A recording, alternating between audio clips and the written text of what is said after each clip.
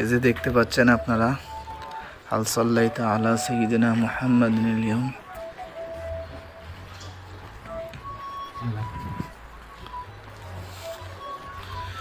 এভাবে প্রত্যেক জায়গায় রাসূল সাল্লাল্লাহু আলাইহি ওয়াসাল্লামের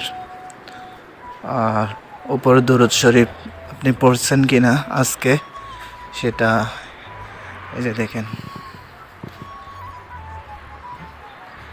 এভাবে এটা ভালো কাজ তারা করেছে মিশরীয়রা, তারা চাইলে করতে পারেন। রাসূল সাল্লাল্লাহু আলাইহি ওয়াসাল্লাম, এটা হচ্ছে রাসূল সাল্লামের উপর মহব্বত